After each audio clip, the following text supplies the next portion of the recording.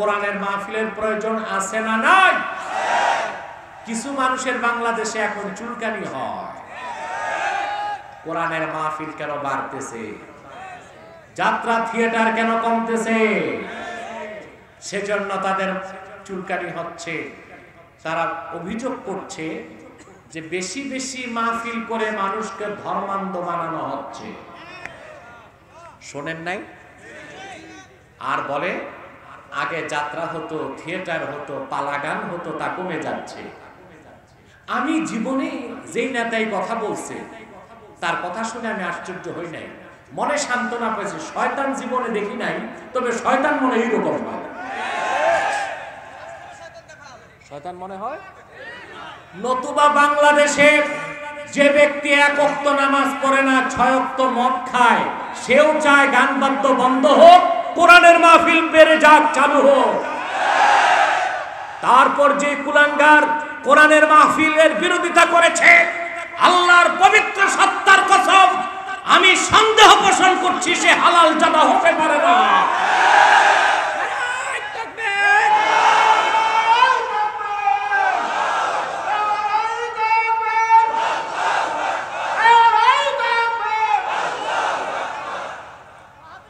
যদি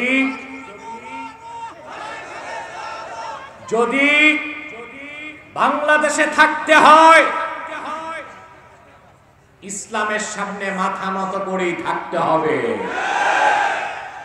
কারণ মনে রেখো, যতদিন বাংলার পূর্বাকাশে সূর্য উদিত হয়ে পশ্চিমে ডুববে, ততদিন বাংলাদেশে ইসলাম থাকবে, কোরআনের মাহফিল থাকবে, মসজিদ থাকবে, মাদ্রাসা থাকবে, বন্ধ করা যাবে না। যদি ভালো না লাগে বাংলা ছেড়ে তোমাদের দাদা বাবু যাদের গোলামি করো পশ্চিমাদের কাছে চলে যাও, বাংলাদেশে জায়গা না।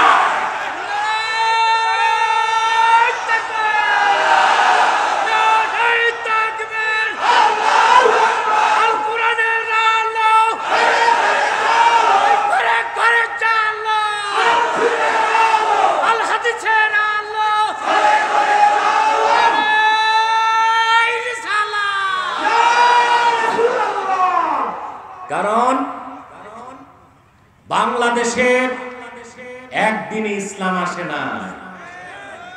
1000 বছর আগে ইখতিয়ার উদ্দিন মোহাম্মদ বখতিয়ার খলজির নেতৃত্বে কালেমার ঝান্ডা ভাটি বাংলায় প্রবেশ করেছে।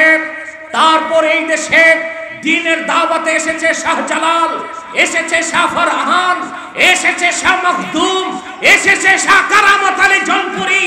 লক্ষ লক্ষ মানুষ মুসলমানের রক্তের বিনিময়ে দেশ স্বাধীন হয়েছে। এই দেশের স্বাধীনতার মূল চেতনা ইসলাম ও মুসলমান। যতদিন বাংলাদেশ থাকবে ইসলাম থাকবে, মুসলমান থাকবে। ঠিক কিনা বলে? অতএব কোরআনের মাহফিল আরো বাড়বে। আগে তো রাতেই হতো, এখন তো আল্লাহর রহমতে দিনও হচ্ছে। এটা আমার বাপ দাদা পূর্বপুরুষগণ দিনে মাহফিল করতেন, তারপর মাঝখানে বন্ধ ছিল। আলহামদুলিল্লাহ, আমি আবার 14 সাল থেকে বাংলাদেশের বিভিন্ন জায়গায় দিনে মাহফিলগুলো শুরু করেছি। কোরআন কারীমের ইজ্জতে প্রতিটা মাহফিলকে আল্লাহ পূর্ণ সফলতা দিয়েছেন। আপনারাও মুহাক্কিক আলেম যদি পান, রাতে সুযোগ নাই, দিনে এনেই কথা শুনবেন, তারপরও আল্লাহর কোরআনের বিপ্লব সারা দেশে চালু করে দিতে হবে। পারবেন না ইনশাআল্লাহ? এই যে ভূমিকাতে যে কথাটা বললাম, এই যে আসলেন বসলেন কোরআন শরীফের মহব্বতে, তাতে লাভ হয়েছে না হয়? খুশি আছেন? বেশি না কম? আল্লাহর কোরআনের সাথে যাদের তাল্লুক হয়, সম্পর্ক হয়, নিশ্চিত তার আল্লাহর জান্নাতে যাবে। যদি লোকটি মুমিন হয়। কি হয়? মুমিন। কোরআন শরীফ শুধু আল্লাহ মুসলমানের জন্য, হেদায়েতের জন্য পাঠান নাই, গোটা বিশ্ব মানবতার কল্যাণে হেদায়েতকারী হিসেবে পাঠিয়েছেন। ঠিক কিনা? না শুধু মুসলমানের জন্য? আল্লাহ পাক কোরআন শরীফে বলেছেন, শাহরু রমাদানাল্লাযী উনজিলা ফীহিল কুরআনু হুদাল লিন وبينات من الهدى والفرقان এই কোরআন হুদাল লিন্নাস, পৃথিবীর সকল যুগের, দেশের, বর্ণের, বংশের মানুষ, কি মুমিন, কি মুনাফিক, কি কাফের, কি আস্তিক, কি নাস্তিক, কি রাম, কি বাম, কি শ্বেতাঙ্গ, কি কৃষ্ণাঙ্গ, সব মানুষের জন্য হেদায়েতকারী হিসেবে আল্লাহর কোরআন এসেছে, বলেন সুবহান। সবার জন্য কোরআন কি? হেদায়েতকারী। তবে যারা রাসূলুল্লাহর উম্মত, মুসলমান, তাদের জন্য কোরআন হেদায়েতকারী এবং রহমত। সুবহানাল্লাহ। হেদায়েতকারী এবং রহমত, এটা আল্লাহ কোরআনে বলেছেন। وَنَزَّلْنَا عَلَيْكَ الْكِتَابَ تِبْيَانًا لِكُلِّ شَيْءٍ وَهُدًى وَرَحْمَةً وَبُشْرَى لِلْمُسْلِمِينَ। কথা বন্ধ করেন স্টেজে।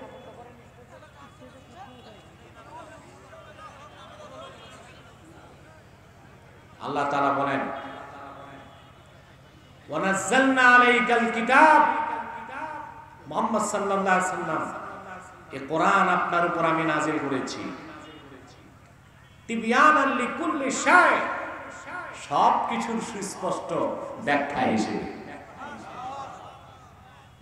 যেখানে আকাশের উপরের কথা আছে, জমিনের কথা, ধুলোকের কথা, বুলকের কথা, জলের কথা, স্থলের কথা, দূর অন্তরিক্ষের কথা, মহাশূন্যের কথা, পৃথিবীতে মানুষের কল্যাণের জন্য যত নীতি আছে, কি শিক্ষা, সংস্কৃতি, রাজনীতি, অর্থনীতি, ব্যবসা, পরিবার জীবন, সমাজ জীবন, রাষ্ট্র জীবন, বিজ্ঞান, দর্শন এবং প্রযুক্তি, বিজ্ঞানের যত শাখা আছে, কি ফিজিক্স, কি কেমিস্ট, কি জুলজি, কি বোটানি, কি কসমোলজি, আল্লাহ বলেন সব কথা আমি সূক্ষ্মভাবে, পুঙ্খানুপুঙ্খভাবে কোরআনে বলে দিয়েছি। সুবহানাল্লাহ। সব আছে, সুবহানাল্লাহ বলবেন না? ওয়া হুদা ওয়া রাহমা ওয়া বুশরা লিল মুসলিমিন, সমস্ত মুসলমানের জন্য কোরআন হেদায়েতকারী, সুসংবাদের বাহন আর রহমতের কান্ডা। আমাদের জন্য হেদায়েতকারী এবং রহমত। এবার আসেন, এই মুসলমানদের মধ্যে আমরা যারা টপ ক্লাসের মুমিন হয়ে যাব, তাদের জন্য কোরআন কি? সুবহানাল্লাহ। প্রথম তো শুনলেন সব মানুষের জন্য হেদায়েতকারী, তারপর মুসলমানদের জন্য হেদায়েতকারী এবং রহমত। এই মুসলমানের মধ্যে পূর্ণ ঈমানদার যারা হয়ে যাবে, তাদের ব্যাপারে আল্লাহ বলেন, وَنُنَزِّلُ مِنَ الْقُرْآنِ مَا هُوَ شِفَاءٌ وَرَحْمَةٌ لِلْمُؤْمِنِينَ وَلَا يَزِيدُ الظَّالِمِينَ إِلَّا خَسَارًا। আল্লাহ রাব্বুল আলামিন বলেন, আমি ধাপে ধাপে, ক্রমে ক্রমে এই কোরআন আপনার উপর নাজিল করি, মুহাম্মদ সাল্লাল্লাহু আলাইহি ওয়াসাল্লাম, শিফাউল লিল মুমিনিন, যে কোরআন সমস্ত মুমিন মুসলমানদের অন্তরের সকল ব্যাধি দূর করার জন্য মহা ঔষধ হিসেবে এসেছে। সুবহানাল্লাহ। অতএব প্রত্যেকটি মানুষ যখন ইসলামকে গ্রহণ করে খাঁটি মুমিন হয়ে যাবে, পূর্ণ মুসলিম হয়ে যাবে, কোরআনের সাথে তার সম্পর্ক হবে 100%। যখন 100% কোরআনের সাথে সম্পর্ক হয়ে যাবে, তখন কোরআন ওই ব্যক্তিকে জান্নাত পৌঁছে দেওয়ার দায়িত্ব নিজের হাতে নিয়ে নেয়। আল্লাহু আকবার বলেন। আল্লাহর হাবিব ইরশাদ করেছেন, মান জাআলাল কুরআনা আমামাহু কাদাহু ইলাল জান্নাহ। আল্লাহর হাবিব বলেছেন, যে ব্যক্তি কোরআনকে সামনে রাখবে, তার মানে কোরআনের অনুসরণ করবে, কোরআন ভিত্তিক জীবন গঠন করবে, আল্লাহর কোরআন তারে টেনে টেনে আল্লাহর জান্নাতে পৌঁছে দিবে। এতে আপনারা খুশি না বেজার? শাহিদ আল্লাহ, আল্লাহ নিজে সাক্ষ্য দেন, আন্নাহু লা ইলাহা ইল্লাহু, তিনি আল্লাহ, তিনি ছাড়া কোনো ইলাহ নাই। সুবহানাল্লাহ। এই সাক্ষ্য কার? আল্লাহ নিজের সাক্ষী নিজের পক্ষে। ও উলুল ওয়াল মালাইকা, এবং সমস্ত ফেরেশতারা এটা এই কথা সাক্ষী দেয় যে আল্লাহ এক, আল্লাহ ছাড়া কোনো মাবুদ নেই। ও উলুল ইলমি কাইমান বিল কিসত, আর আল্লাহর পক্ষ থেকে যাদেরকে সুষ্ঠু জ্ঞান দান করা হয়েছে, যে ইলমের মাধ্যমে তারা বুঝতে পারে কোনটি সত্য কোনটি মিথ্যা, এরকম জ্ঞানবানরাও সাক্ষী দেয় আল্লাহ এক, আল্লাহ ছাড়া কোনো মাবুদ নেই। সুবহানাল্লাহ। লা ইলাহা ইল্লাহু, তিনি আল্লাহ, তিনি ছাড়া কোনো মাবুদ নাই। আল আজিজুল হাকিম, তিনি হচ্ছেন মহাপরাক্রমশালী এবং প্রজ্ঞাময়। বলুন সুবহানাল্লাহ। কথা বুঝতে পেরেছেন? সাক্ষীটা কে দিলেন? আমি খুব অসুস্থ এবং ক্লান্ত, আপনারা জানেন, দেখতে পাচ্ছেন, কারণ দিনের মাহফিলগুলোতে আমি প্লেনে কম আসি, হেলিকপ্টারে চলাফেরা করি। আপনারা গরিব এলাকার মানুষ, এই 2.5-3 লাখ টাকা ভাড়া বহন করতে পারবেন না বলে আমি প্লেনে কষ্ট করে এসেছি। আমার কষ্ট হলেও সওয়াব যে বেশি হবে, দোয়া যে বেশি পাবো, এতে সন্দেহ নেই, আলহামদুলিল্লাহ। তবে যেহেতু আমি অসুস্থ হয়ে পড়েছি, আমাকে সহযোগিতা করতে হবে আপনাদের। পারবেন না ইনশাআল্লাহ? এই যে বসে আছেন, আমার আল্লাহ তো খুশি, কথা বলা অবশ্যই খুশি। আল্লাহ খুশি, ফেরেশতারা খুশি, কুল কায়নাত খুশি। শুধু বেজার? একটু জোরে বলে। শয়তানও বেজার, তার চালাচামুন্ডারও বেজার। তা আমাদের তো অবশ্যই আসরের আগে মুনাজাত করতেই হবে। মসজিদে যে নামাজ পড়বেন এখানেও পড়তে পারবেন। অন্তত মুনাজাতের আগে যেন একজনকেও শয়তান উঠাতে না পারে, আমরা নেক নিয়ত করতে পারি? নেক নিয়ত করে শয়তানের গালে একটা থাপ্পড় দিব, পারবো? আমরা নিয়ত করছি কিছুক্ষণ পরে আজকের মুনাজাত করে গুনাহ মাফ করে নিষ্পাপ বেহেশতি আল্লাহওয়ালা হয়ে বাড়ি যেতে চাই। কারা কারা হাত তুলে আল্লাহ তাআলাকে ডাকি। আল্লাহ কবুল করুক, আল্লাহ মঞ্জুর করুক, বলুন আল্লাহুম্মা আমিন। প্রিয় ভাই বন্ধুগণ, শাহিদ আল্লাহ, আল্লাহ সাক্ষী দেন, আন্নাহু লা ইলাহা ইল্লাহু, তিনি ছাড়া কোনো ইলাহ নাই, মাবুদ নাই। এই সাক্ষী কার? সুবহানাল্লাহ বলবেন। আমার দিকে তাকান। আল্লাহর কোরআনে এবং পূর্বে যত আসমানি কিতাব এসেছে, সমস্ত কিতাবে এই সাক্ষীর চেয়ে বড় আর কোনো সাক্ষী নাই। এই সাক্ষীর চেয়ে বড় আর কোনো সাক্ষী ছিল না। সুবহানাল্লাহ বলেন। যা উমদাতুল কারি শারহু সহিহ বুখারীতে এসেছে, তাফসীর বাগাবীতে এসেছে, এবং ইবনে কাসিরে এসেছে, অনেকগুলো তাফসীরে এসেছে। ১৩,০০০ বছর আগে সিরিয়া থেকে, শাম দেশ থেকে 2 জন ইহুদি আরবে আসলো। শাম দেশ চিনছেন? শাম, শাম বর্তমান মানচিত্রে শাম নাম পাবেন না তো? না, শুধু সিরিয়া না, 4টা রাষ্ট্রকে হাদিসে শাম বলা হয়েছে। সিরিয়া, যার রাজধানী দামেস্ক; জর্ডান, যার রাজধানী আম্মান; লেবানন, ফিলিস্তিন, ইরাকের একটা অংশ নিয়ে শাম। তো সেই সিরিয়া থেকে 2 ইহুদি আসলো মদিনা মুনাওয়ারাতে। এসে মদিনা মুনাওয়ারা দেখেই তারা বলতে লাগলো, আমরা তাওরাত কিতাবে আখিরি নবী মুহাম্মদ সাল্লাল্লাহু আলাইহি ওয়াসাল্লামের বর্ণনা পেয়েছি। উনি মক্কা থেকে হিজরত করে যে শহরে আসবেন মদিনা, আমরা তো সেই মদিনা মুনাওয়ারাতে আছি। তা আসো, একজন একজনকে বলতেছে, চলো আমরা একটু মুহাম্মদ সাল্লাল্লাহু আলাইহি ওয়াসাল্লামের কাছে যাই। একটি কথা মনে রাখবেন, ইহুদি জাতি ১৫০০ বছর আগে যত ইহুদি ছিল, তারা মনে প্রাণে বিশ্বাস করতো, জানতো মুহাম্মদ সাল্লাল্লাহু আলাইহি ওয়াসাল্লাম আল্লাহর রাসূল। কিন্তু আল্লাহর রাসূলের কালেমাকে মুখে স্বীকার করতো না, দ্বীনকে গ্রহণ করতো না। কিন্তু তারা জানতো মুহাম্মদ সাল্লাল্লাহু আলাইহি ওয়াসাল্লাম আল্লাহর রাসূল। সুবহানাল্লাহ। আমি দৃষ্টান্ত দিচ্ছি। একজন আম্মা জানের নাম হাজরা সাফিয়া।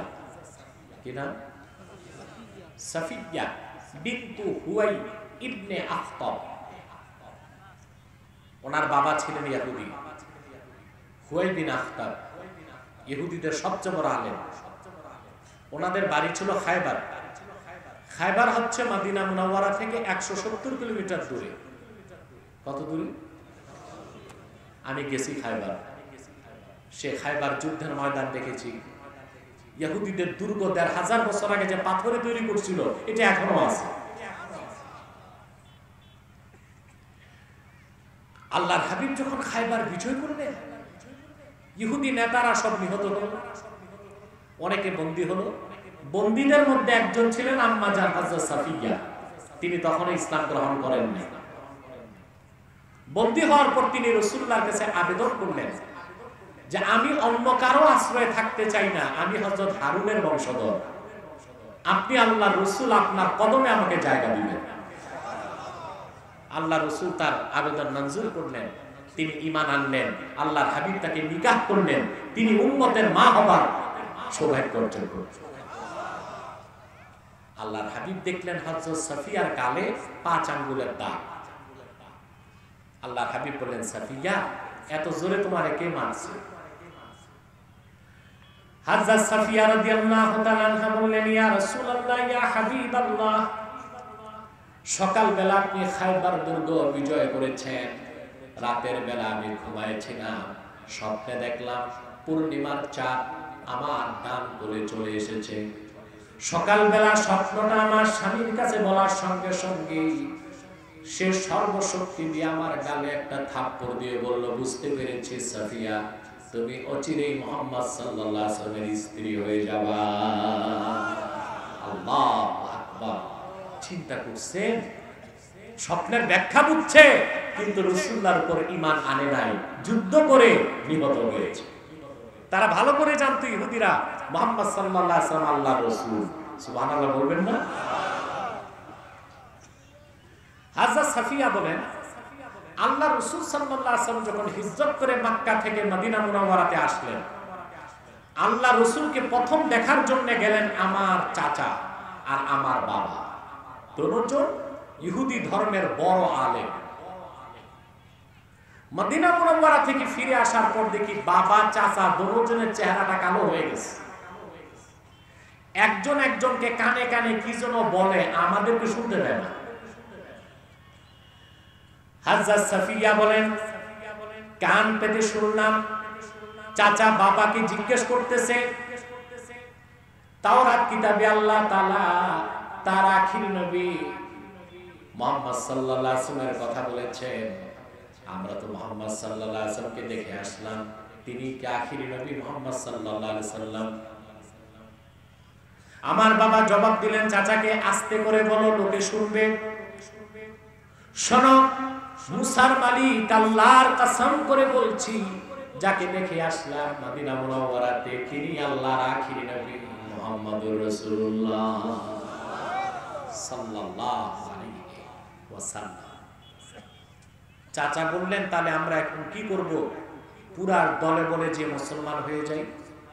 হুয়াই বিন আখতাব ইহুদি জাতি কত খারাপ দেখেন, বলল যে না, আমরা মুসলমান হব না, কারণ আমরা তো জানতাম বনি ইসরাইল থেকে আখির নবী আসবেন, মুহাম্মদ সাল্লাল্লাহু আলাইহি ওয়াসাল্লাম আখির নবী, তিনি তো ইসমাইলের বংশে, অতএব আমরা ঈমান আনবো না, বিরোধিতা করব। এখন একটা প্রশ্ন আসে না, চীনার পরও ইহুদিরা ঈমান কেন আনলো না? তাদের সবচেয়ে বড় অপরাধ, তারা বনি ইসরায়েলের অনেক নবীকে হত্যা করেছিল। দুই নম্বর অপরাধ, তারা আল্লাহর মহাসত্যকে চিনার পরও বিশ্বাস করে নেয়, অস্বীকার করেছে। এই জন্য আল্লাহ তাআলা আখির নবী মুহাম্মদ সাল্লাল্লাহু আলাইহি ওয়াসাল্লামের উম্মত হওয়ার সৌভাগ্য থেকে তাদেরকে বঞ্চিত করেছে। আজও পৃথিবীর সবচেয়ে অভিশপ্ত জাতির নাম ইহুদি। ঠিক কিনা? সবচেয়ে অভিশপ্ত জাতির নাম কি? জোরে বলেন। তাদের মধ্যে খুব সৌভাগ্যবান যারা, তাদেরকে আল্লাহ ঈমান নসিব করেছিলেন। তো দুই ইহুদি আলেম, মনে পড়ছে কথা, মদিনা মুনাওয়ারাতে এসে উপস্থিত হলো। আল্লাহ রাসূলের সামনে যে বলল, মুহাম্মদ সাল্লাল্লাহু আলাইহি ওয়াসাল্লাম, আমরা তাওরাত কিতাবে আপনার বর্ণনা পেয়েছি এবং আমরা বিশ্বাস করি আপনি আল্লাহর রাসূল। তবে আপনার কাছে একটি প্রশ্ন, আপনি যদি এখন উত্তর দেন এখন আমরা মুসলমান হব। আল্লাহর হাবিব বলেন, প্রশ্ন করো। তারা প্রশ্ন করল, আইয়ু শাহাদাতিন আযমু ফি কিতাবিল্লাহ, সমস্ত আসমানি কিতাবে সবচেয়ে বড় সাক্ষী কোনটি বলেন? তাফসীর সাক্ষী, হাদিস সাক্ষী। প্রশ্ন করতে দেরি হলো, আল্লাহর পক্ষ থেকে জিবরিল জবাব নিয়ে আসতে দেরি করলো না। আল্লাহ তাআলা সঙ্গে সঙ্গে সূরা আলে ইমরানের 18 নম্বর আয়াত নাযিল করে দিলেন, শাহিদাল্লাহু আন্নাহু লা ইলাহা ইল্লা হুয়া ওয়াল মালাইকাতু ওয়া উলুল ইলমি কাইমান বিল কিসতি লা ইলাহা ইল্লা হুয়াল আজিজুল হাকীম। সঙ্গে সঙ্গে আল্লাহ রাব্বুল আলামিন সমস্ত আসমানি কিতাবে সবচেয়ে বড় সাক্ষীটা শোনায় দিলেন, যে আল্লাহ নিজে সাক্ষী দেন, তিনি ছাড়া কোনো ইলাহ নাই। এই সাক্ষী দেয় সমস্ত ফেরেশতাগণ এবং এই সাক্ষী দেন প্রকৃত জ্ঞানীগণ। নিশ্চয় আল্লাহ ছাড়া কোনো ইলাহ নাই, তিনি আজিজ, মহাপরাক্রমশালী এবং হাকিম, মহাপ্রজ্ঞাময়। এখন প্রশ্ন, লা ইলাহা ইল্লাল্লাহ, আল্লাহ ছাড়া কোনো ইলাহ নাই, এটা সবচেয়ে বড় সাক্ষী কেন হলো? প্রশ্ন আসে না? কথা বলে না। তিনটি কারণ। কয়টি কারণ? এক, আল্লাহ ছাড়া কোনো ইলাহ নাই, এই সাক্ষী আল্লাহ নিজে দিয়েছেন। দুই, আল্লাহ ছাড়া কোনো ইলাহ নাই, এই সাক্ষী 1 লক্ষের উপর নবী দিয়েছেন। সুবহানাল্লাহ বলবেন। একটা জিনিস সহজে বুঝেন, আল্লাহ স্রষ্টা যে একজন আছেন আল্লাহ, এটা বুঝতে কি কোনো সাক্ষী প্রমাণ লাগে? দলিল প্রমাণ লাগে? বুঝেন না এই কথা? স্রষ্টা একজন আছেন আল্লাহ, এটা বুঝার জন্য কোনো সাক্ষী লাগে না, দলিল লাগে না, প্রমাণ লাগে না, এলেম লাগে না, মানুষ হইলেই চলে। এইটা যে বুঝে না, স্রষ্টাকে অস্বীকার করে নাস্তিক, সে তো মানুষ না, ওটা তো চতুষ্পদ জানোয়ারের চরিত্র। ঠিক কিনা? বাংলাদেশে এখন নাস্তিক বাড়তেছে। স্কুলে পড়ে, নামাজ পড়ে, কলেজে যায়, নামাজ পড়ে, বিশ্ববিদ্যালয়ের বারান্দায় ঢুকলেই ছাত্র মৈত্রীর খপ্পরে পড়ে নাস্তিক হয়ে যায়। বিশ্ববিদ্যালয়গুলো আফসোস হয়, আমার দেশে 17,46,00,000 মানুষ, তার মধ্যে 14 কোটি তো মুসলমান। কোটি কোটি মুসলমানের রক্ত পানি করা ঘামের পয়সায় ট্যাক্স এবং ভ্যাট দিয়ে বিশ্ববিদ্যালয় চলে, আর সেখানে যুবকরা পড়াশোনা করে নাস্তিক হয়ে ইসলামের প্রতিপক্ষ হয়ে দাঁড়াচ্ছে। তা আর চলতে দেওয়া যায় না, তা আর চলতে দেওয়া হবে না। প্রাইমারি থেকে বিশ্ববিদ্যালয় পর্যন্ত কোরআন হাদিসের শিক্ষাকে বাধ্যতামূলক করতেই হবে। তাছাড়া আগামী প্রজন্মকে ইসলামের উপর ধরে রাখা সম্ভব হবে না। ঠিক কিনা বলেন? কিভাবে সম্ভব হবে? 2022 সাল থেকে নতুন নীতি আসতেছে শিক্ষা নীতিতে। মাধ্যমিক এবং উচ্চ মাধ্যমিকে ইসলাম শিক্ষার পরীক্ষা হবে না।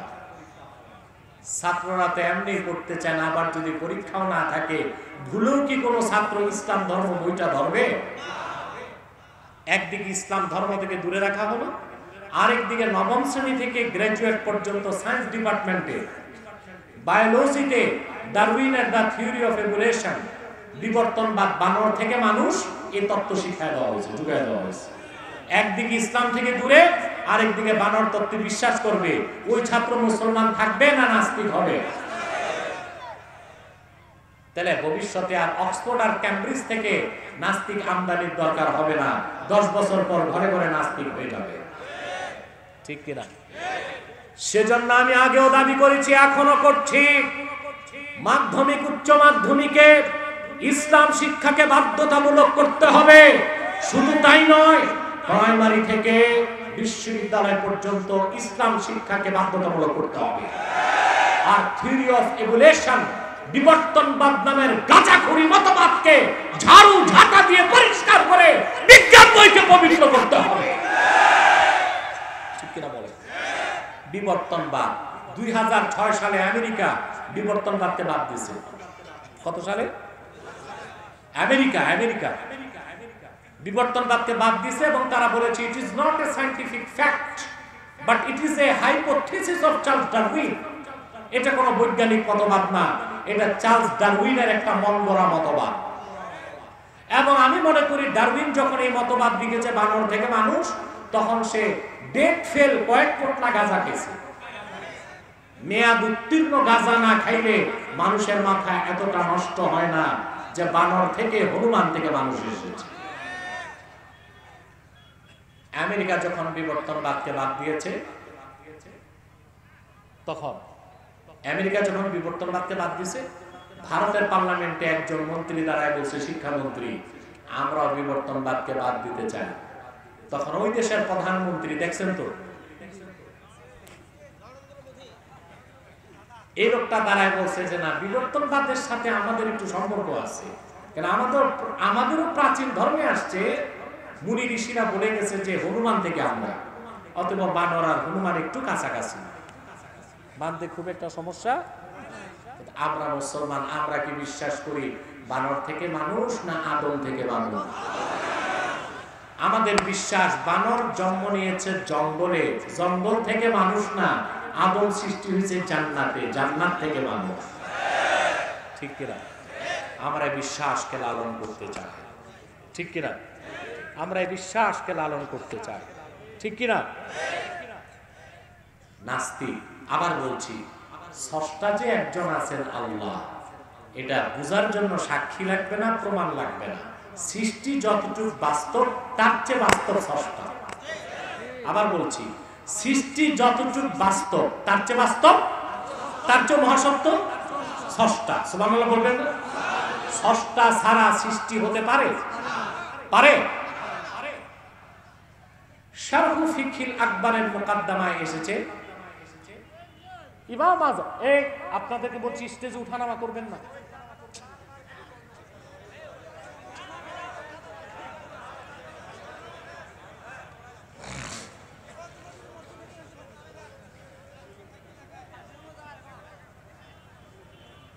আপনারা চুপ থাকেন, আমি দেখতেছি।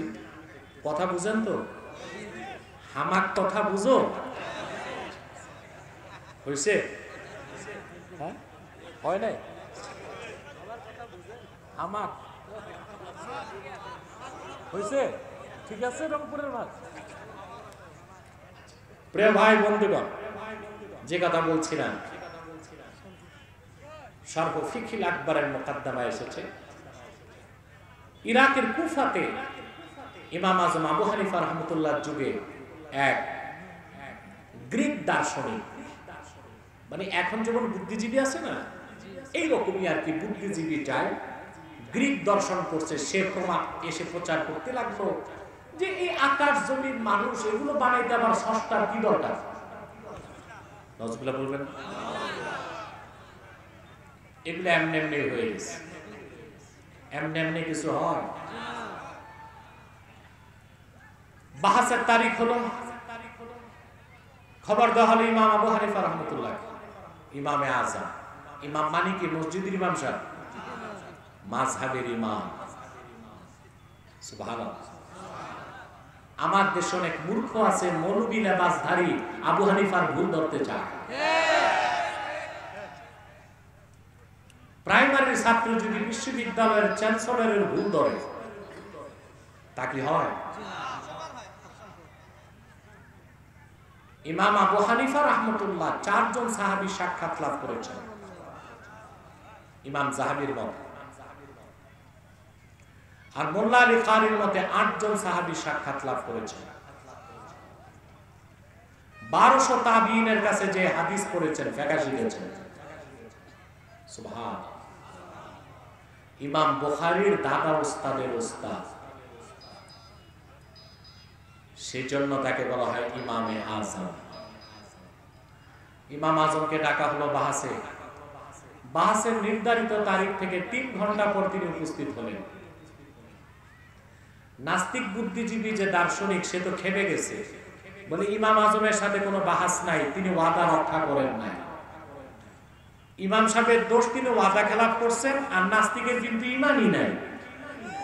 আমাদের দেশে এমন কিছু লোক আছে, এক ওয়াক্ত নামাজ পড়ে না, কিন্তু দোষ ধরে ইমাম সাহেবের। ঠিক কিনা? ঠিক মতো জুমার নামাজটা পড়ে না, ইমাম সাহেবের দিকে দূরবীন লাগায় রাখে। এরকম মানুষগুলোকে মসজিদ থেকে বের করে দিবেন। আপনার ইমাম আপনার নেতা, আপনার নেতার ইজ্জত রক্ষা করার দায়িত্ব আপনার। শরাবখোর, জুয়ারি, মদখোর ইমাম সাহেবকে ধমক দিলে তা বরদাস্ত করবেন না। মসজিদ থেকে কলার ধরে বের করে দিবেন বেয়াদবকে। পারবেন ইনশাআল্লাহ? বেনামাজিরা এই মসজিদে বেশি কথা বলে, নামাজিরা বলে না। ইমামের ভুলও নামাজিরা ধরে না, ধরে কারা? বেনামাজিরা। আপনারা মুসল্লিরা সুযোগ দেন। ইমাম সাহেবকে ধমক দিলে বলবেন যে তুমি তো নামাজি পড়ো না, আমার ইমামের উপর কথা বলার অধিকার তোমার নাই, বেরিয়ে যাও মসজিদ থেকে। পারবেন?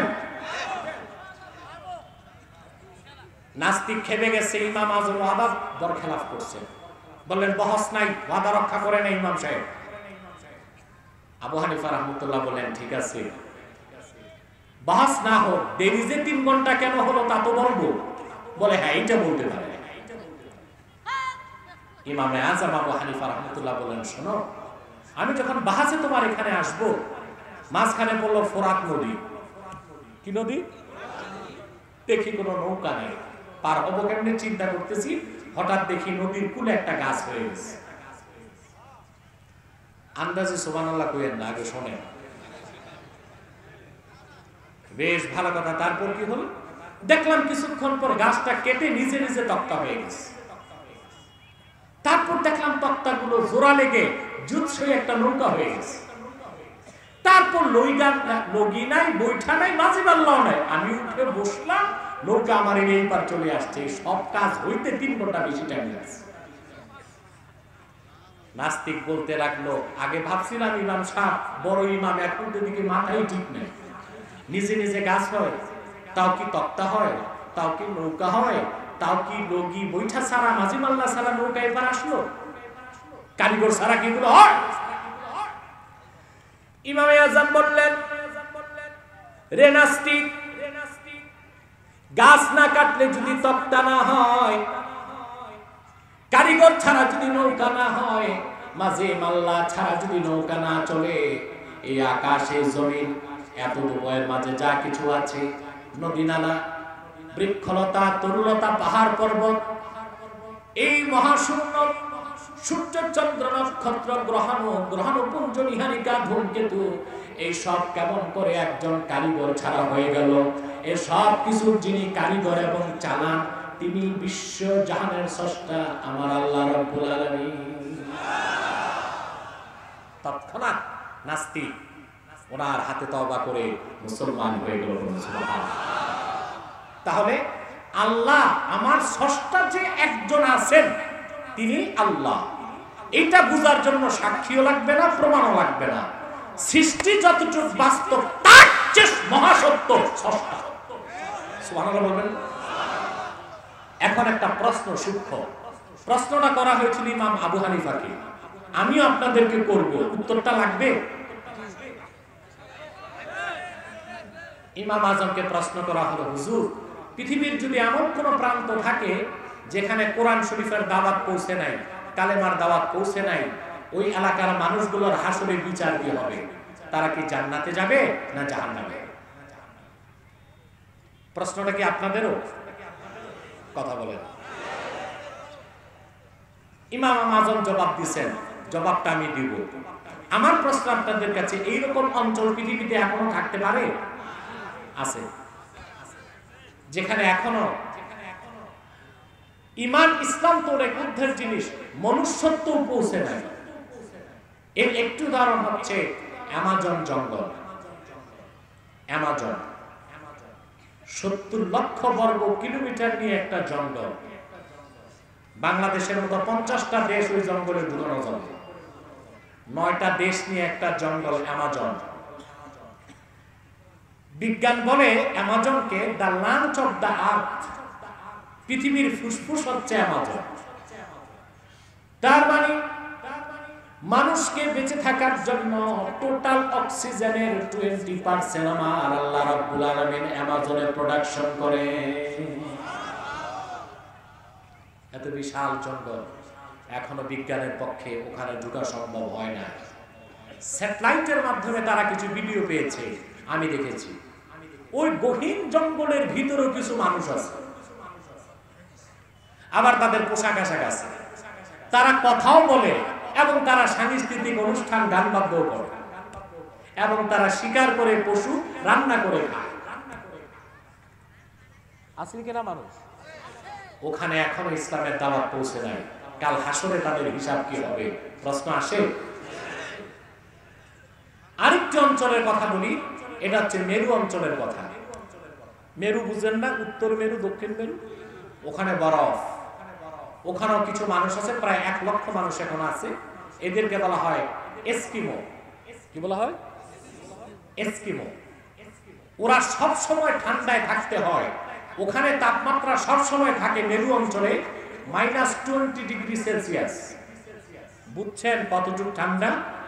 আপনারা নীলফামারী রংপুরের মানুষ, শীতে আপনাদের এখানে তাপমাত্রা হয় 7 ডিগ্রি 8 ডিগ্রি 6 হয়, কিন্তু 4 ডিগ্রি সেলসিয়াসে পানি বরফ হতে শুরু করে, তারপর 3, তারপর 1, 1-এর নিচে মানে আরো ঠান্ডা -1, -2, ওখানে তাপমাত্রা থাকে -20 ডিগ্রি। ওই এস্কিমো একজনকে যদি ফ্রিজে ভরে বাংলাদেশে আনেন, শুধু সূর্যের তাপের নিচে রাখবেন, 10 মিনিটে গলে যাবে। বুঝলেন? অবাক হয়ে যাবেন মুসলমান। এমন বরফের অঞ্চলে কোনো ধান নাই, চাল নাই, গম নাই, কিন্তু রিজিকের মালিক তাদের রিজিকের বন্দোবস্ত করে দিয়েছেন। সেখানে বিজ্ঞানীগণ দেখেছেন বরফের নিচে আল্লাহ তাআলা তাজা মাছ তৈরি করে রেখে দিয়েছেন। বরফ খুঁড়ে খুঁড়ে সেই মাছ বের করে তারা রান্না ছাড়াই খেয়ে ফেলে, রসগোল্লার মতো মিঠা লাগে। সুবহান। ওদের সংখ্যা এখন কত? 1 লক্ষ। ওখানে এখনো ইসলামের দাওয়াত পৌঁছে নাই। কাল হাসরে এই লোকগুলোর হিসাব কি হবে? তারা কি জান্নাতে যাবে না জাহান্নামে? প্রশ্ন আসে না? প্রশ্ন আসে। ইমামে আজম আবু হানিফা রাহমাতুল্লাহ জবাব দিয়েছেন, যেই সব এলাকার দুনিয়ার এমন প্রত্যন্ত অঞ্চল যেখানে কোনো সভ্যতা যায় নাই, মানুষ সত্য পৌঁছে নাই, ইসলামের দাওয়াত পৌঁছে নাই, ওই এলাকার মানুষগুলোকে আল্লাহ তাআলা সামনে দাঁড় করিয়ে মাত্র একটি প্রশ্ন করবেন, শুধু জিজ্ঞেস করবেন, মান খালাকাকা, তোমাকে কে সৃষ্টি করেছে? সে যদি জবাব দেয় আল্লাহ, তার জন্য জান্নাতের দরজা খুলে যাবে। সুবহান। কারণ গোটা সৃষ্টি জগতের একজন স্রষ্টা আছে, এটা বুঝার জন্য আমার আল্লাহ, এটা বুঝার জন্য সাক্ষীও লাগবে না, প্রমাণও লাগবে না, সৃষ্টির অস্তিত্বই এই কথার প্রমাণ দিতে যথেষ্ট। বলেন সুবহান। এরপরও যারা নাস্তিক হয় ওরা কি কথা বলেন? আল্লাহ বলছেন ওরা কি?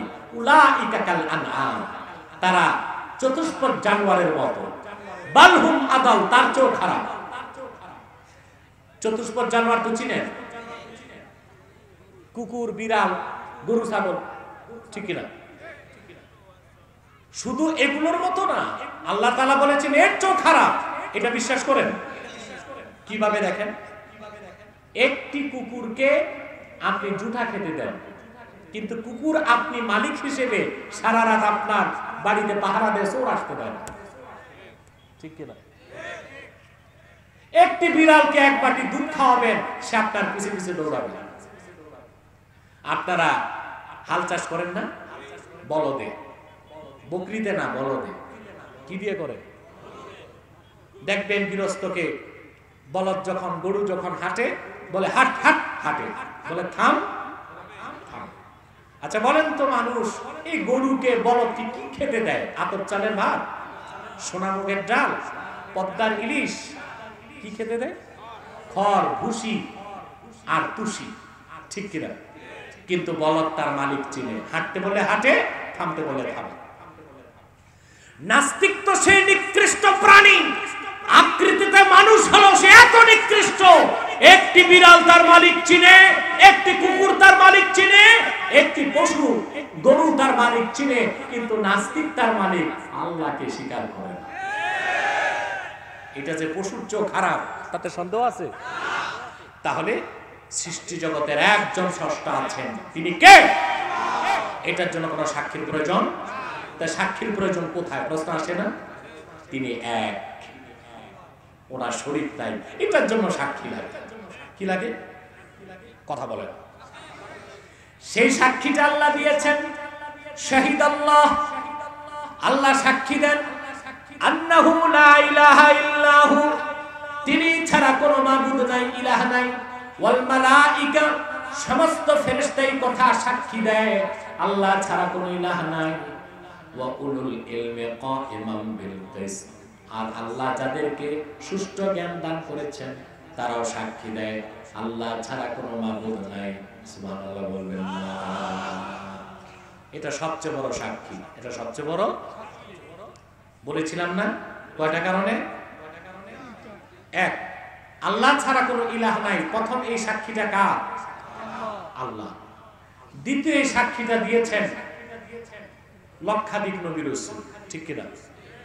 লক্ষাধিক নবী রাসূলগণ পাঁচটি বিষয়ে একমত ছিলেন। কয়টি?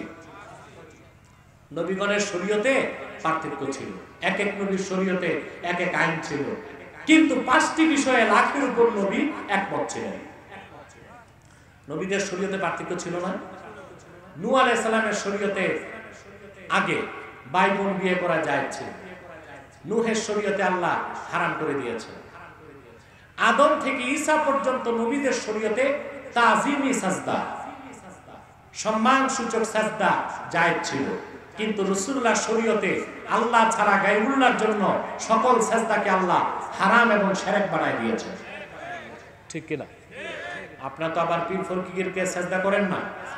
বাংলাদেশে কিছু ভণ্ড পীর আছে, মুরিদরা যাদেরকে সাজদা করে তারাও মুরিদের সাজদা নেয়, যুক্তি দেয় এটা তো সাজদা লিতাআব্বুদি না, এটা সাজদা তাহিয়া, সম্মান সূচক সাজদা। পূর্বে সম্মান করার জন্য সাজদার নিয়ম ছিল, রাসূলুল্লাহ শরীয়তে সম্মানের জন্য সালাম, সাজদা নয়। সেই সালামের নিয়ম কি? কোরআন শরীফে এসেছে। কেউ যদি আপনাকে বলে আসসালামু আলাইকুম, আপনি বলবেন ওয়া আলাইকুমুস সালাম ওয়া রাহমাতুল্লাহ। যে সালাম দিবে সিঙ্গেল, যে জবাব দিবে ডবল। তাহলে তোমরাও যদি সাজদা তাহিয়া হিসেবে সাজদা করো, তাহলে তো তোমাদের উপর দায়িত্ব হয় মুরিদ পীরকে একটা সাজদা দিবে, পীর জবাবে মুরিদকে দুইটা সাজদা দিবে। বুঝেন নাই? মুরিদ পীরকে কয়টা সাজদা দিবে? মুরিদ দিবে একটা, পীর দিবে দুইটা। এই রকম ভণ্ড পীর, এই রকম ভণ্ড পীরের কাছে যাওয়া আর ব্রাহ্মণের কাছে যাওয়ার মধ্যে কোনো পার্থক্য নাই। সাবধান, মনে রাখবেন, শাহ কারামত আলী জৌনপুরী রাহমাতুল্লাহি আলাইহি, যার হাতে 2 কোটি লোক ইসলাম গ্রহণ করে মুসলমান হয়েছে, তার সবচেয়ে বড় বিপ্লব ছিল বাংলাদেশে শিরক মুক্ত, কুফর মুক্ত, বেদাত মুক্ত বাংলাদেশ। তিনি সফলভাবে তা করেছেন, আলহামদুলিল্লাহ বলেন। ওনার আওলাদ সিলসিলা এবং অন্যান্য হক্কানি পীর মাশায়েখদের মধ্যে এই রকম শিরক বেদাত খুঁজে পাবেন না ইনশাআল্লাহ, ঠিক কিনা বলেন? তো নবীদের শরীয়তে কি ছিল? পার্থক্য ছিল। কি ছিল? পার্থক্য ছিল। কিন্তু কয়টা বিষয়ে তারা একমত ছিলেন? লক্ষাধিক নবী রাসূলগণ প্রথম যে বিষয়ে একমত ছিলেন, তারা প্রত্যেকে মানব জাতির কাছে যে মেসেজ পৌঁছিয়েছেন তা হলো লা ইলাহা ইল্লাল্লাহ, আল্লাহ ছাড়া কোনো মাবুদ নাই। দ্বিতীয় যে বিষয়ে লক্ষাধিক নবী রাসূলগণ একমত ছিলেন, তারা প্রচার করে গেছেন তাদের জাতির কাছে, তা হলো মুহাম্মাদুর রাসূলুল্লাহ ইমামুল মুরসালিন খাতামুন নবীন। মুহাম্মদ সাল্লাল্লাহু আলাইহি ওয়াসাল্লাম আল্লাহর রাসূল এবং সকল নবী রাসূলগণের নেতা এবং শেষ নবী। সেজন্যই আল্লাহর রাসূল পৃথিবীতে ১৫০০ বছর আগে আগমন করার আগে যত নবী এসেছেন আর যত কিতাব এসেছে সকল কিতাবে আল্লাহর রাসূলের গুণগান, আল্লাহর রাসূলের বর্ণনা পাওয়া যায়। কারণ প্রত্যেক পূর্বের নবীকে নবুয়ত দেওয়ার আগে আল্লাহ ওয়াদা নিছেন, ওয়া ইয আখাযাল্লাহু মিসাকান নাবিয়্যিন।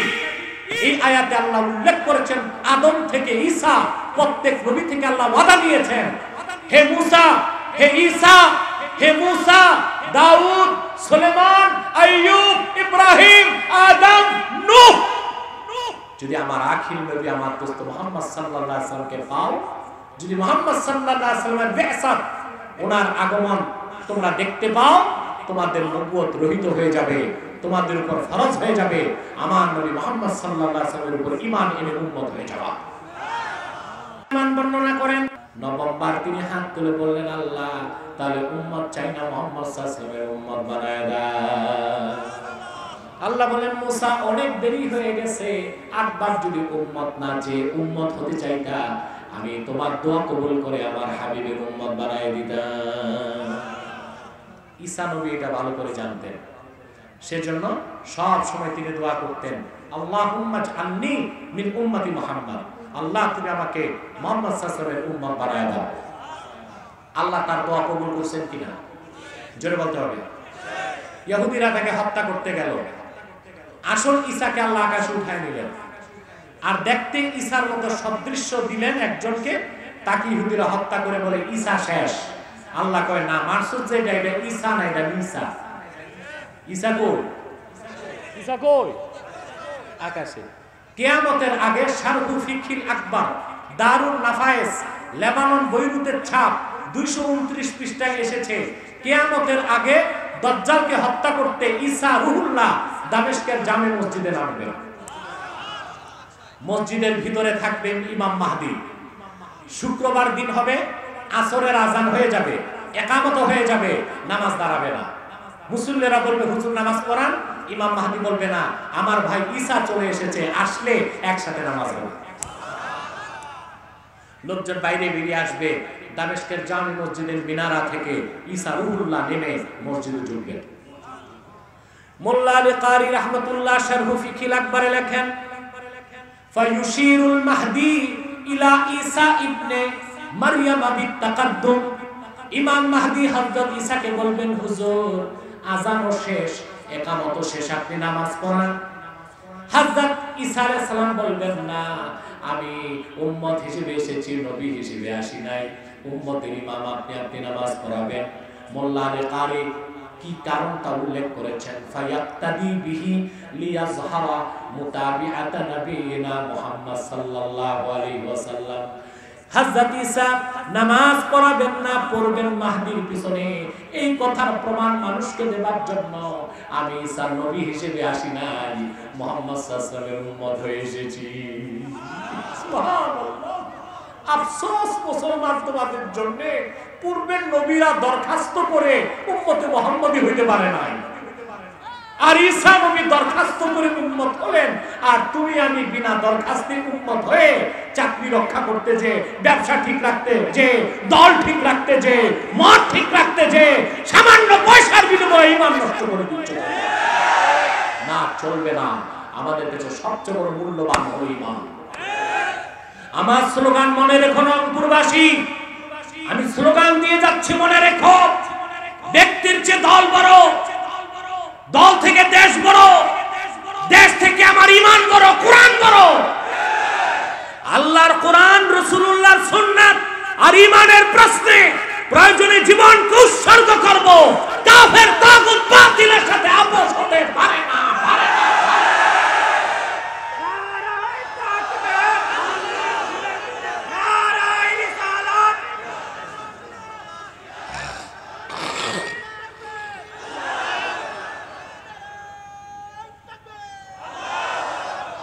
আল্লাহ কবুল করুক, আল্লাহ মঞ্জুর করুক, বলুন আল্লাহু আমিন।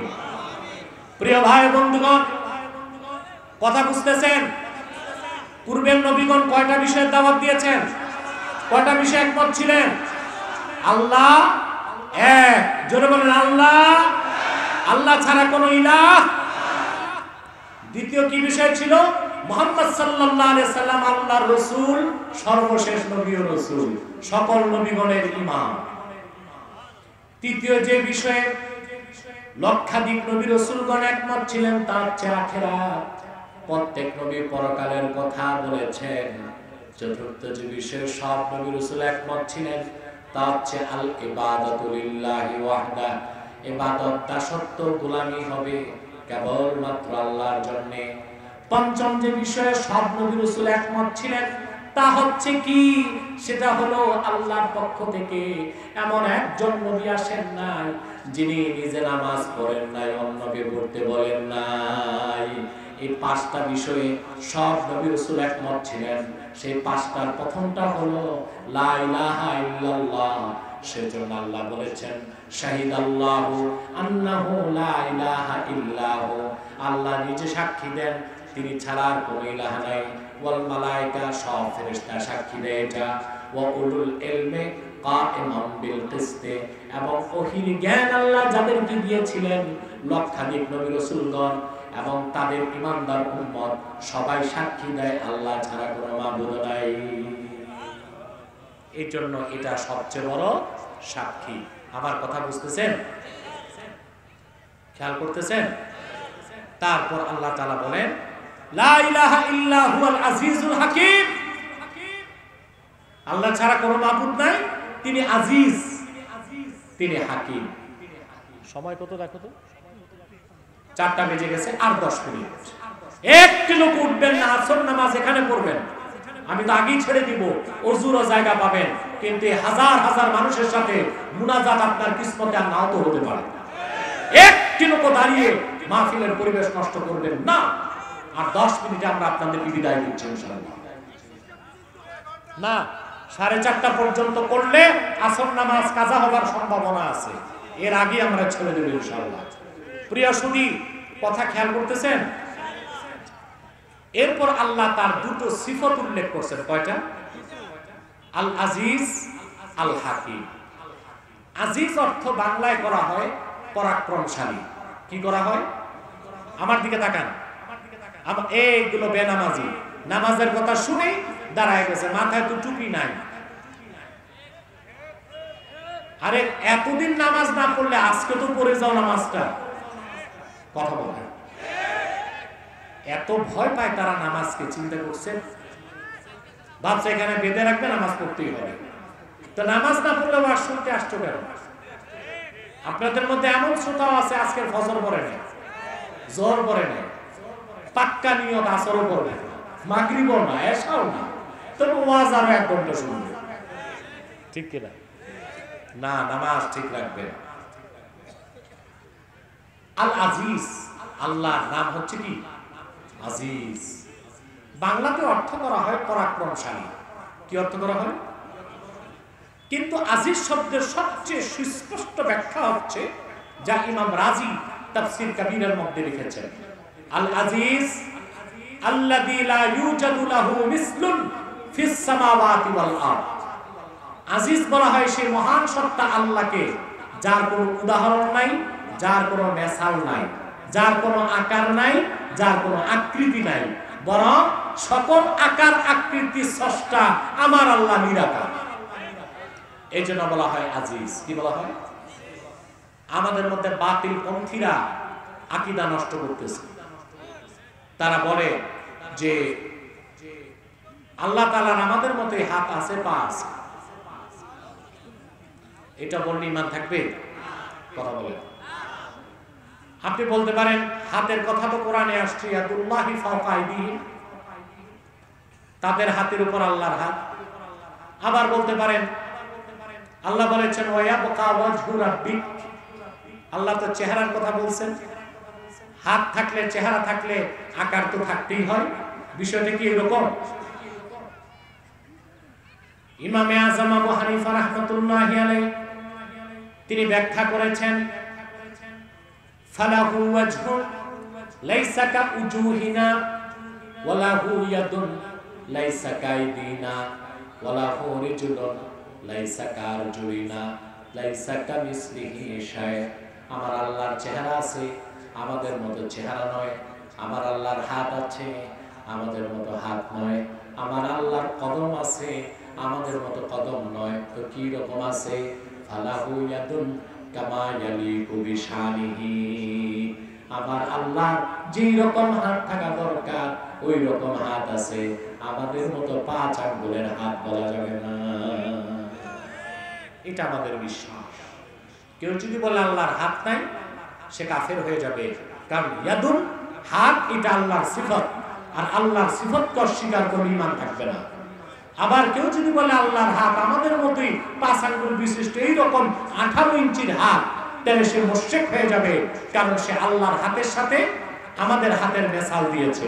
আর আল্লাহ বলেছেন লাইসা কামিসলিহি শাই, আল্লাহর কোনো মেসাল নাই, আল্লাহর কোনো দৃষ্টান্ত নাই। এই যে যার কোনো মেসাল নাই, সকল আকারের যিনি স্রষ্টা নিরাকার আল্লাহ, যার কোনো মেসাল নাই, ওনাকে বলা হয় আজিজ। কি বলা হয়? 2 নাম্বার আল্লাহর সিফতে এসেছে হাকিম। হাকিম মানে জুল হিকমা, অর্থাৎ সকল জ্ঞান এবং প্রজ্ঞার যিনি স্রষ্টা এবং মালিক, তিনি আল্লাহ। উনি হচ্ছেন আলিম এবং হাকিম। কথাগুলো বুঝে আসলো?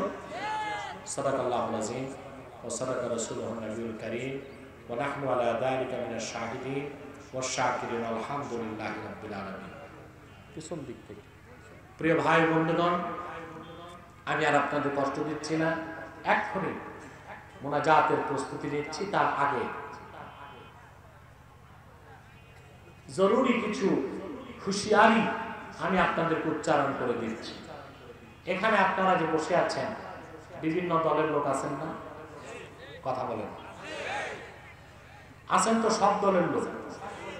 কেউ বিএনপি, কেউ জামাত, কেউ আওয়ামী লীগ, কেউ জাতীয় পার্টি। আছেন এক এক পীরের মুরিদ। কিন্তু এই মাঠে কোন দ্বন্দ্ব আছে? সংঘাত, ঝগড়া, বিবাদ কিচ্ছু নাই। আওয়ামী লীগ, বিএনপি, জাতীয় পার্টি, জামাত, সব দলের লোক এক সামিয়ানার নিচে বসে আছে। দলের পরিচয় যদি আসতেন, তা কি সম্ভব হতো? আদৌ সম্ভব হতো? হতো না। 4টা প্যান্ডেল লাগতো, ঠিক কিনা? কিন্তু প্যান্ডেল কয়টা? একসাথে বসছে। এখানে কোনো দলীয় ব্যানার নাই, ফেস্টুন নাই, নামও নাই। কারণ এখানে আমরা একটি পরিচয় এসেছি, আমরা মুসলমান। আমি আপনাদেরকে করজোড়ে অনুরোধ করে যাব, আমাদের দল যেটাই থাক, পীর যেই হোক, মাদ্রাসা যেটাই হোক, আলিয়া হোক, কওমি হোক, যেটাই হোক, 3টি ইস্যুতে আমরা এক হয়ে যাব। ইসলাম, মুসলমান, স্বাধীন বাংলাদেশ। কয়টা জিনিস? ইসলাম, মুসলমান, স্বাধীন বাংলাদেশ। এই 3টি ইস্যুতে আমরা সকল দলের মুসলমান ঐক্যবদ্ধ হয়ে যাব। কে কোন দল তার দেখবো না, কে কোন মাসলাক সেটা আমরা দেখবো না। পারবো ইনশাআল্লাহ? মাসলাক যারটা তার কাছে থাকবে, আর ইসলামের বুনিয়াদী স্বার্থে আমরা সবাই এক হয়ে যাব। পারবেন না ইনশাআল্লাহ? ইসলামের সুমহান স্বার্থ রক্ষায়, মুসলমানের সমস্ত মৌলিক অধিকার আদায়ে, আর বাংলাদেশের স্বাধীনতা সার্বভৌমত্বকে, কি আমেরিকা হোক, আর কি ভারত হোক, কি ব্রিটেন হোক, কি ইসরায়েল হোক, যে কোনো অপশক্তির হাত থেকে বাংলাদেশের স্বাধীনতা রক্ষার জন্য আমরা সকল দলের মুসলমান ঐক্যবদ্ধ হয়ে যাব। এই ক্ষেত্রে আমরা মতভেদ করব, মনে থাকবে? বাংলাদেশে বর্তমানে ইসলাম, মুসলমান আর বাংলাদেশের স্বাধীনতার বিরুদ্ধে চক্রান্ত করে যাচ্ছে 2টো মুসলিম সম্প্রদায়। কয়টি? একটি হলো কুখ্যাত কাদিয়ানী সম্প্রদায়। নিঃসন্দেহেরা কাফের এবং অমুসলিম। তাদেরকে যারা কাফের বলবে না, তারাও কাফের। কারণ তারা আল্লাহর আখিরি নবী মুহাম্মদ সাল্লাল্লাহু আলাইহি সাল্লামকে আল্লাহর শেষ নবী হিসেবে বিশ্বাস করে না। চিল্লায় বলেন নাউজুবিল্লাহ। সেজন্য তারা কি? চিল্লায় বলেন তারা কি? তাদেরকে যারা কাফের বলবে না, তারা কি? কিন্তু মানুষকে ধোঁকা দিতে তারা মুসলমানদের মতো দাড়ি রাখে, টুপি লাগায়, মুসলমানদের মতো নামও রাখে, তাই বলে কি মুসলমান হবে? দাড়ি রাখলেই কেউ যদি মুসলমান হতে পারত, তো রবীন্দ্রনাথ ঠাকুরের চেয়ে বড় মুসলমান কেউ হইত। নাম রাখলে মুসলমান হওয়া যায়? এক শয়তান বোতল ভর্তি পেশাব করে উপরে লেবেল দিছে শরবত, এটা কি শরবত হবে? ভিতরে কি? তদ্রুপ কাদিয়ানীরা কাফের এবং অমুসলিম।